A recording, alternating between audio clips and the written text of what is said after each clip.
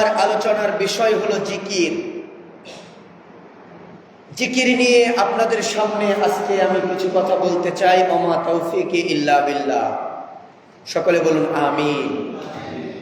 কারণ বলেন তো দেখি, আমাদের দেশে জিকির নিয়ে ভেজাল আছে না নাই? একটু জোরে আওয়াজ দিয়ে বলতে হবে, মুসলমান, জিকির নিয়ে ভেজাল আছে না নাই? জিকির গুরুত্বপূর্ণ একটি ইবাদত, কিন্তু আমরা এগুলো না জানার কারণে, কোরআন হাদিস না জানার কারণে যে যেমনভাবে আমাদেরকে বোঝাচ্ছে আমরা ঠিক তেমনভাবেই সেটাকে নিচ্ছি। কিন্তু আমরা যে জিকিরগুলো করছি, এই জিকিরগুলো আদৌ কোরআন হাদিসে আছে কিনা আমরা এগুলো খোঁজ খবর নেই না। কোন পীর জিকির দিচ্ছে, শাহ আলী বাবা, ইয়া আলী বাবা, পীরের নামের জিকির, বিভিন্ন তরিকার জিকির আছে না নাই বলেন? আছে। জিকির ইসলামের একটি গুরুত্বপূর্ণ ইবাদত। জিকির শব্দের শাব্দিক অর্থ হলো স্মরণ করা। জিকির শব্দের শাব্দিক অর্থ কি বলেন তো? আরেকটু জোরে আওয়াজ দিয়ে বলেন, কি? স্মরণ করা। জিকির মানে হলো স্মরণ। কাকে স্মরণ করা? আল্লাহকে স্মরণ করা। এখন আমরা যে জিকিরগুলো করি, এই জিকিরগুলো করতে গেলে আমাদেরকে আগে দেখতে হবে এই জিকিরগুলো কোরআন এবং হাদিসে আছে না নাই। বাংলাদেশে হাজারো পীরের দরবার আছে যে মুরিদদেরকে জিকির দিয়ে দিচ্ছে। জিকির করতে করতে একদল মানুষেরা আছে, জিকিরের ফায়দে কেউ গাছের মাথায়, কেউ বাঁশের আগায় উঠে বসে আছে। কথা বলেন, কথা ঠিক কিনা? কিন্তু আল্লাহর পাক রব্বুল আলামিন তার হাবিবের মাধ্যম দিয়ে আমাদেরকে জানিয়ে দিয়েছেন জিকির কেমনে করতে হবে। জিকির মানে শুধু সুবহানাল্লাহ, আলহামদুলিল্লাহ, লা ইলাহা ইল্লাল্লাহ, আল্লাহু আকবার এগুলোই নয়। জিকির মানে হলো কার স্মরণ? একটু জোরে আওয়াজ দিয়ে বলুন, কার স্মরণ? আল্লাহর স্মরণ। এগুলো জিকিরের বাক্য, এগুলো একটি শব্দ। তো এগুলো বাদেও আল্লাহ পাক রব্বুল আলামিন জিকিরের কিছু নির্দিষ্ট কিছু ফর্মুলা আমাদেরকে দিয়েছেন। বলেন সুবহানাল্লাহ। একটু যারা আওয়াজ দিয়ে বলুন সুবহানাল্লাহ। আসুন আমরা কোরআনুল কারীম থেকেই জেনে নেই। কোরআনুল কারীম অ্যানালাইসিস করে আমরা যে জিকিরের শব্দগুলো পেয়েছি, জিকির নিয়ে আল্লাহ পাক রব্বুল আলামিন যে কথাগুলো বলেছেন, এগুলো যদি বলি, আমাদের সমাজে যে জিকিরগুলো প্রচলিত আছে একটাও কোরআন হাদিসের সঙ্গে মেলে না। একটাও কোরআন হাদিসের সঙ্গে মেলে না। সম্মানিত প্রিয় হাজিরিন, আল্লাহ পাক রব্বুল আলামিন আজ থেকে নিয়ে ১৫০০ বছর পূর্বে আল্লাহর হাবিবের মাধ্যম দিয়ে জিকির নিয়ে একটি আয়াত নাজিল করেছেন। আল্লাহ পাক রব্বুল আলামিন বলেন, ইন্না নাহনু নাযালনাল যিকরা ওয়া ইন্না লাহু লাহাফিজুন। একটু জোরে আওয়াজ দিয়ে বলুন আল্লাহু আকবার।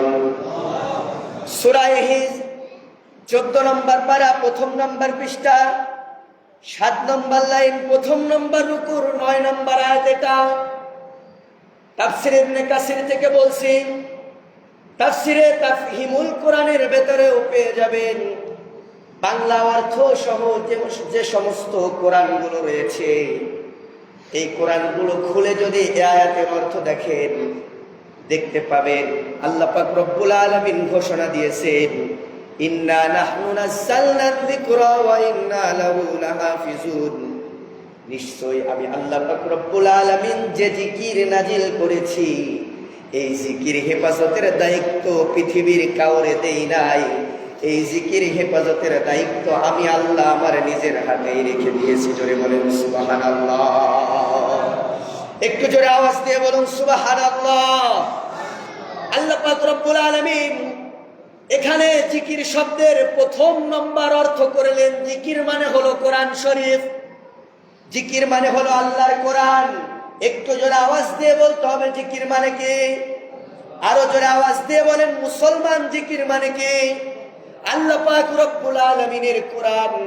বলেন তো দেখি আজকের মুসলমানদের কোরআনের সাথে সম্পর্ক ভালো না খারাপ? কথা বলেন না কেন? আজকে মুসলমানদের কোরআনের সঙ্গে সম্পর্ক খারাপ। এ কোরআনকে আমরা বুঝতে চাই না, এ কোরআনকে আমরা পড়তে চাই না, এ কোরআনকে আমরা অনুধাবন করতে চাই না। বরঞ্চ এ কোরআনটাকে যারাই বোঝাতে চায়, সমাজে কোরআনটাকে যারাই প্রতিষ্ঠিত করতে চায়, এ কোরআন নামক জিকিরটাকে সমাজে যারাই বাস্তবায়ন করতে চায়, দেখা যায় একদল মানুষ ওই সমস্ত মানুষের বিরোধিতা করে।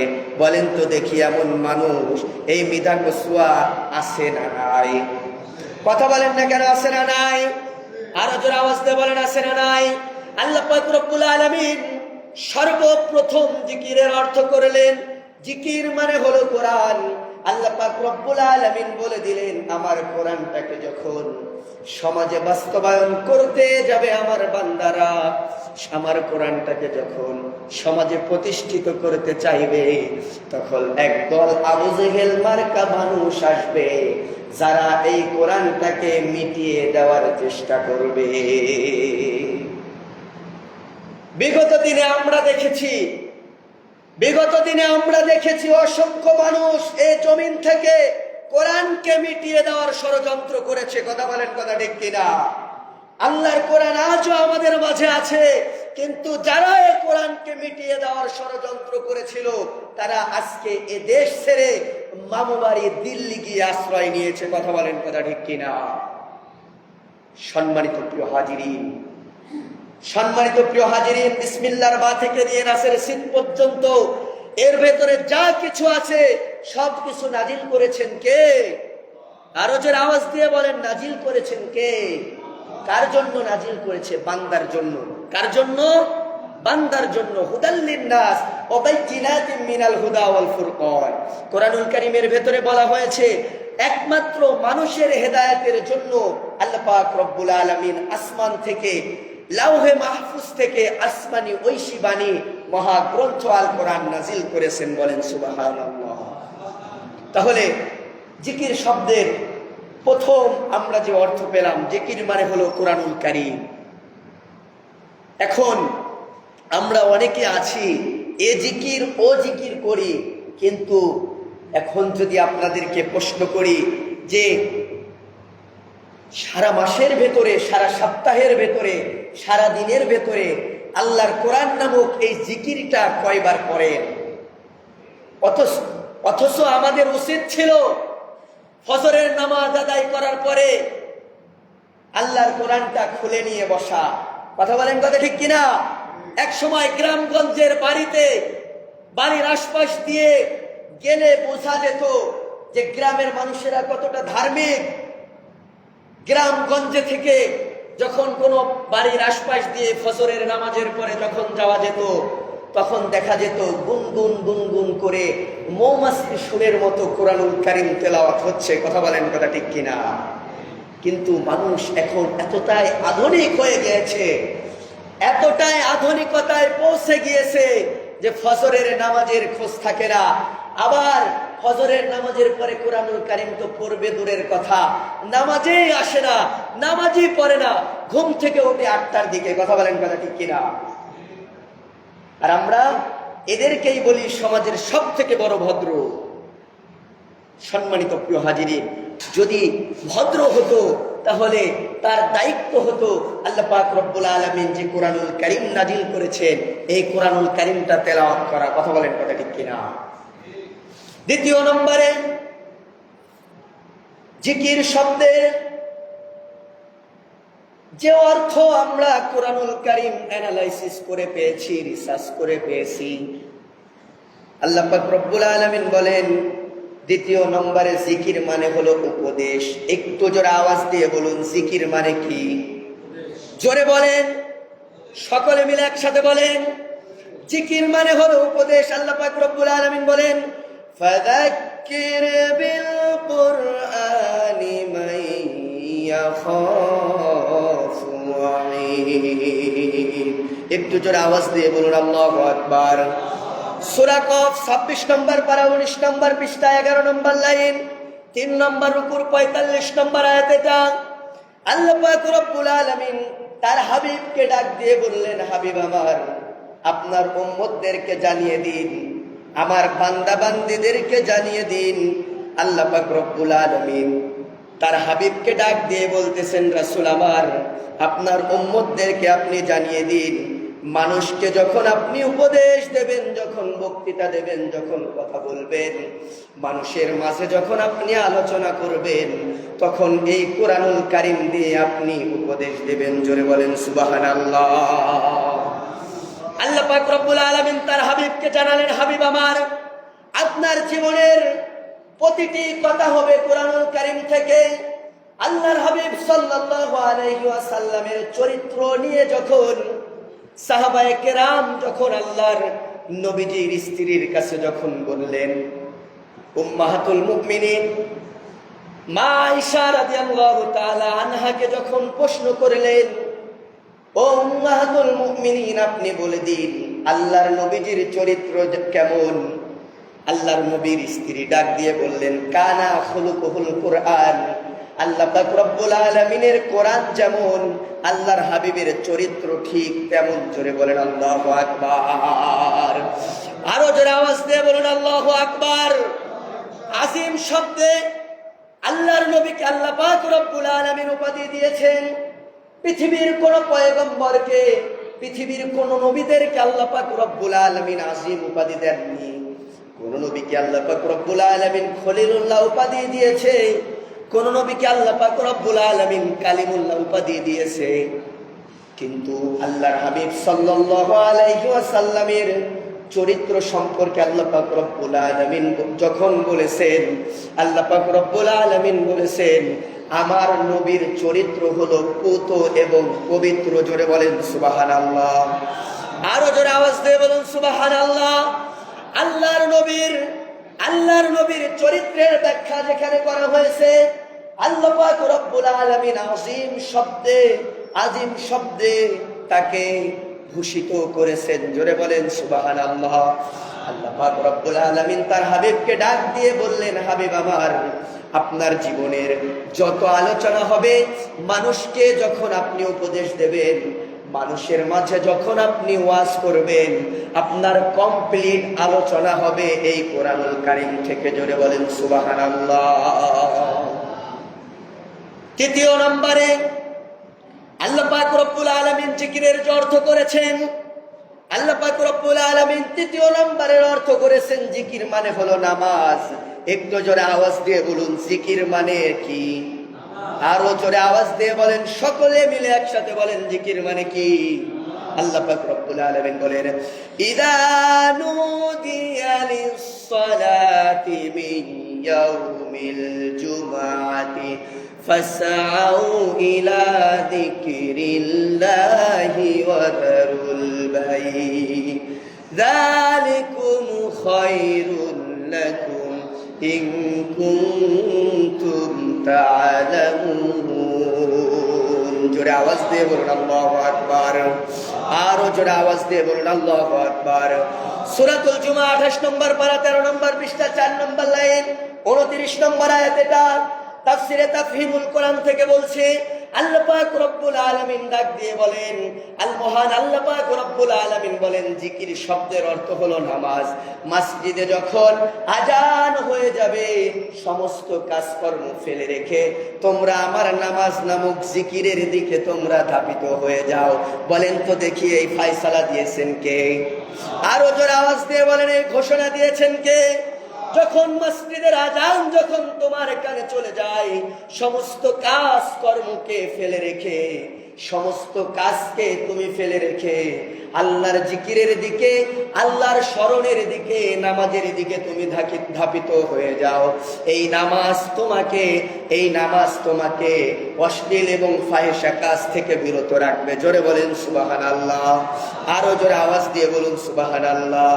সম্মানিত প্রিয় মিধাকচুয়াবাসী, একটা বিষয় গবেষণা করে পেয়েছি, সেই বিষয়টি হলো আজকের এই সমাজ থেকে যদি, মিধাকচুয়ার জমিন থেকে যদি সমস্ত পাপাচার কাজগুলোকে যদি আমরা দূর করে দিতে চাই, তাহলে আমাদেরকে একটি মাত্র কাজ আমাদের হাতে নিতে হবে।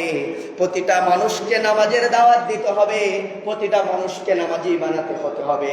প্রতিটা মানুষকে নামাজি যদি বানাতে পারি, দেখতে পাবেন একটা একটা করে অন্যায় অনাচার কাজ সবগুলো কিন্তু বন্ধ হয়ে যাবে। কথা বলেন, বলে ঠিক কিনা? আজকে ইয়াংদের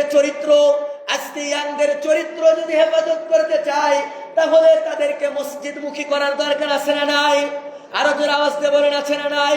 সমাজের মানুষেরা, যে সমস্ত মানুষেরা সুদ ঘুষ দুর্নীতির সঙ্গে জড়িত, যে সমস্ত মানুষেরা মদ গাঁজা নেশার সঙ্গে জড়িত, এই মানুষগুলোকে যদি আমরা ভালো বানাতে চাই, তাহলে এক নম্বরে আমাদের কাজ হলো এই মানুষগুলোকে আল্লাহর জিকির নামক নামাজ, এই নামাজের দিকে নিয়ে আসতে হবে।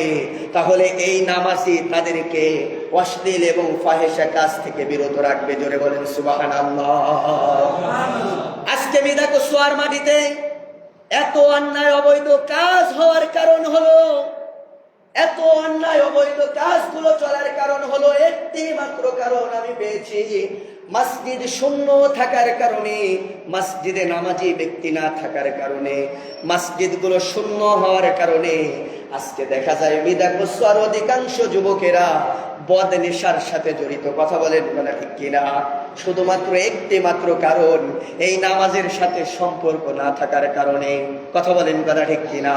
এই নামাজ নামক জিকিরের সঙ্গে যদি তাদের সম্পর্ক তৈরি করে দেওয়া যায়, এই নামাজই তাদেরকে অশ্লীল ফাহিশা কাজ থেকে বিরত রাখবে।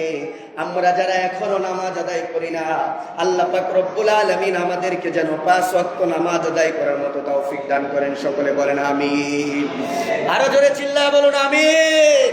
আমরা যারা এখানে আছি, আল্লাহ পাক রব্বুল আলামিন আমাদের সবাইকে যেন 5 ওয়াক্ত নামাজ যেন জামাতে আদায় করার তৌফিক দান করেন। সকলে বলেন আমিন। তাহলে তৃতীয় নম্বরের জিকিরের অর্থ পেলাম আমরা নামাজ। জিকিরের তৃতীয় অর্থ কি পেলাম? নামাজ। প্রথম নম্বরের অর্থ পেয়েছে কোরআন, দ্বিতীয় নম্বরের অর্থ পেয়েছে উপদেশ, তৃতীয় নম্বরের অর্থ পেলাম নামাজ। এখন আসুন 4 নম্বরের অর্থ আমরা কি পাই, আসুন কোরআনুল কারীম থেকে জেনে নেই। আল্লাহ পাক রব্বুল আলামিন বলেন, চতুর্থ নম্বরের জিকিরের অর্থ হলো আল্লাহর বিধান। জোরে বলুন সুবহানাল্লাহ। বলুন তো দেখি কার বিধান? আরো জোরে আওয়াজ দিয়ে বলুন কার বিধান? আল্লাহ পাক রব্বুল আলামিনের বিধান। আল্লাহ পাক রব্বুল আলামিন বলেন, ওয়ামান আরাদা আন যিকরি ফাইন্না লাহু মাঈশাতান দানকা ওয়া নাহশুরুহু ইয়াওমাল কিয়ামাতি আ'মা। জোরে বলুন আল্লাহু আকবার। সূরা তাহা 16 নম্বর পারা 19 নম্বর পৃষ্ঠা 12 নম্বর লাইন 7 নম্বর রুকুর 125 নম্বর আয়াত আল্লাহ পাক রব্বুল আলামিন জানিয়ে দিলেন, জিকির মানে হলো আমার বিধান। একটু জোরে আওয়াজ দিয়ে বলুন সুবহানাল্লাহ। আল্লাহ পাক রব্বুল আলামিন বলেন, যারা আমার বিধান থেকে, আমার হুকুম থেকে, আমার নিয়ম নীতি থেকে, আমার আইন কানুন থেকে যারা তাদের মুখকে ফিরিয়ে নিল, তাদের পার্থিব জীবন হবে শূন্য বরকতময়। তাদের পার্থিব জীবনে কোনো বরকত থাকবে না, তাদের পার্থিব জীবন হবে শূন্য। জোরে বলুন নাউজুবিল্লাহ। আরো জোরে আওয়াজ দিয়ে বলুন নাউজুবিল্লাহ। জীবনে অনেক কিছু উন্নতি করবে আল্লাহর বিধানকে মেনে না নেওয়ার কারণে, আল্লাহর বিধান নামক এই জিকির না থাকার কারণে পারিবারিক জীবনে অনেক উন্নতি করবে, কিন্তু লক্ষ লক্ষ টাকা ইনকাম করবে, কিন্তু কোনো বরকত থাকবে না। বলেন তো দেখি এমন ফ্যামিলি আমাদের এই দেশে আছে না নাই? আরো জোরে বলেন আছে না নাই? একটা রিক্সাওয়ালা, একটা ভ্যান চালক প্রতিদিন ইনকাম করে 500 টাকা, 300 টাকা প্রতিদিন ইনকাম, কিন্তু দেখা যায় তার সংসারগুলো হর হামেশায় চলে যায়। কিন্তু একটা চাকরিজীবী মানুষ 50,000 টাকা ইনকাম করে, মাস শেষে দেখা যায় দোকান বাকি আরো 30,000 আছে না নাই? কথা বলেন না কেন? এর একটি মাত্র কারণ, পারিবারিক জীবনে আল্লাহর বিধান না থাকার কারণে আল্লাহ পাক রব্বুল আলামিন ফ্যামিলিটাকে বরকত শূন্য করে দিয়েছেন। জোরে বলুন নাউজুবিল্লাহ, আরো জোরে আওয়াজ দিয়ে বলুন নাউজুবিল্লাহ। পারিবারিক জীবনে আল্লাহর আইন কেমন করে গ্রহণ করে নেবেন? আমরা যখন বাড়ি থেকে বের হয়ে আসি, বাড়ি থেকে বের হওয়ার পরে আমাদের সন্তানদেরকে আমরা শিক্ষা দিয়ে আসি, tata bye bye high high খাই খাই, বলেন তো দেখি আছে না নাই? আরো জোরে বলেন আছে না নাই? অথচ বাড়ি থেকে যখন বের হলাম, আমাদের উচিত ছিল আমাদের সন্তানদেরকে শেখানো আল্লাহ হাফিজ। কথা বলেন কথা ঠিক কিনা? আমাদের সন্তানদেরকে ইসলামের সব থেকে দামি যে অভিবাদন রয়েছে, আসসালামু আলাইকুম ওয়া রাহমাতুল্লাহ, এইটা আমাদের সন্তানদেরকে শেখানো। কিন্তু আমরা এগুলো না শিখিয়ে আমরা এমন আধুনিক হচ্ছে দিন দিন। আমরা যখন বাড়ি থেকে বের হয়ে আসি, আমাদের সন্তানদেরকে শিখাই tata bye bye high high খাই খাই। কথা বলেন কথা ঠিক কিনা? এ অবস্থায় যদি রাস্তাঘাটে আমার মৃত্যু হয়ে যায়, এ অবস্থায় যদি রাস্তাঘাটে যদি আমি মারা যাই, সঙ্গে সঙ্গে আমি জাহান্নামে চলে যাব। কারণ আমার সন্তানদেরকে আমি কোরআনের শিক্ষায় সুশিক্ষিত করতে পারি নাই। আমার পারিবারিক জীবনে আল্লাহর কোনো বিধান ছিল না, আল্লাহর কোনো নিয়ম নীতি ছিল না, যার কারণে আমি ইনকাম করি লক্ষ টাকা, কিন্তু 1 টাকার বরকত আমার নাই। কথা বলেন কথা ঠিক কিনা? এই পারিবারিক জীবনে যদি বরকত পেতে চান, পার্থিব জীবনে যদি আপনি বরকত লাভ করতে চান, আল্লাহর বিধান মানার দরকার আছে না নাই? আরো জোরে আওয়াজ দিয়ে বলেন মুসলমান, আল্লাহর বিধান মানার দরকার আছে না নাই? আল্লাহর বিধান মানতে হবে। আল্লাহর বিধানটাকে যদি আমরা গ্রহণ করে নেই, তাহলে আল্লাহ পাক রব্বুল আলামিন আমাদের পারিবারিক জীবনটা বরকতময় করে দেবেন। জয় বলেন সুবহানাল্লাহ।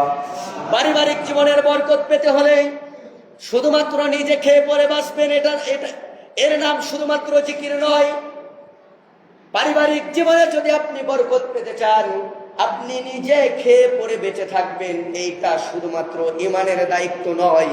ঈমানের দায়িত্ব হলো আপনার আশপাশের মানুষগুলো কেমন আছে, কি খেয়েছে, তারা কেমন করে চলছে, এই খোঁজ খবর নিতে হবে। এটা হলো আমাদের ঈমানের দায়িত্ব। কথা বলেন কথা ঠিক কিনা? আমাদের দেশে অনেক মানুষ আছে, দেশের অসংখ্য গরিব মানুষ আছে, তাদের তো কোনো খোঁজ খবর নেওয়া নাই। বছর বছর দেখা যায় হজ করতে যায়। কথা বলেন কথা ঠিক কিনা? আপনি হজে যান, কোনো বাধা দেব না, দান করেন, আমি কোনো বাধা দেব না, কিন্তু আপনার আশপাশের মানুষগুলোর চলার ব্যবস্থা আপনাকে আগে করতে হবে। কথা বলেন কথা ঠিক কিনা? হজ জীবনে একবার ফরজ, বারবার ফরজ নয়। আব্দুল্লাহ বিন মুবারক রাহমাতুল্লাহি আলাইহি জীবনী পড়ে পেয়েছি, তিনি একবার হজে যাওয়ার জন্য বের হয়েছেন, টাকা পয়সা গুছিয়েছেন, হজে যাওয়ার জন্য রওনা দেবেন। ইতিমধ্যে ঘটনাটা সকলে মনোযোগ দিয়ে শুনবেন। ইতিমধ্যে বাড়ির দিকে লক্ষ্য করে দেখলেন তার ছোট্ট একটি সন্তান কাঁদতেছে। সন্তানকে ডাক দিয়ে বলল, বাবা তুমি কাঁদো কেন? আব্দুল্লাহ বিন মুবারক হজের জন্য বের হয়েছে, ওই মুহূর্তে সন্তানকে ডাক দিয়ে বললেন, বাবা তুমি কাঁদো কেন? সন্তান ডাক দিয়ে বলেন, আব্বু আমি পাশের বাড়িতে গিয়েছিলাম, পাশের বাড়িতে গরুর গোশত রান্না করেছে, আমি যখন গোশত চেয়েছি আমাকে দিল না, আমাকে ঘাড় ধাক্কা দিয়ে বের করে দিল। আব্দুল্লাহ বিন মুবারক রহমতুল্লাহি আলাইহি পাশের বাড়িতে চলে গেলেন, ডাক দিয়ে বললেন, ও আমার প্রতিবেশী, আমার সন্তান তোমার বাড়িতে এসেছিল। প্রতিবেশী ডাক দিয়ে বলে, এত বড় আলেম আমার বাড়িতে এসেছে, হুজুর আপনার কি খেদমত করতে পারি আপনি বলেন। আব্দুল্লাহ বিন মুবারক রহমতুল্লাহি আলাইহি ডাক দিয়ে বললেন, আমার সন্তান আপনার বাড়িতে এসেছিল। ডাক দিয়ে বলল, হুজুর জি আপনার সন্তান আমার বাড়িতে এসেছিল। আপনার বাড়িতে গরুর মাংস রান্না হয়েছে? যে হুজুর আমার বাড়িতে গরুর মাংস রান্না হয়েছে, আমার সন্তান চেয়েছিল। জি হুজুর আপনার সন্তান মাংস রান্না চেয়েছিল। আব্দুল্লাহ বিন মুবারক রহমাতুল্লাহি আলাইহি ডাক দিয়ে বললেন, তাহলে আমার সন্তানকে মাহরুম কেন করেছো? আমার সন্তানকে ঘাড় ধাক্কা দিয়ে কেন বের করে দিয়েছো? আব্দুল্লাহ বিন মুবারক রহমাতুল্লাহি আলাইহি যখন প্রশ্ন করলেন, বাড়ির মালিক ডাক দিয়ে বলে, ও হুজুর, আজ কয়দিন যাবত আমার বাড়িতে চাউলও নেই, আমার বাড়িতে রান্নার কোনো কিছু নেই, আমার বউ বিবি বাল বাচ্চারা এরা আজ 3 দিন 4 দিন যাবত না খেয়ে আছে। আব্দুল্লাহ বিন মুবারক রহমাতুল্লাহি আলাইহি ডাক দিয়ে বললেন, তাহলে গরুর মাংস কোথা থেকে আসলো?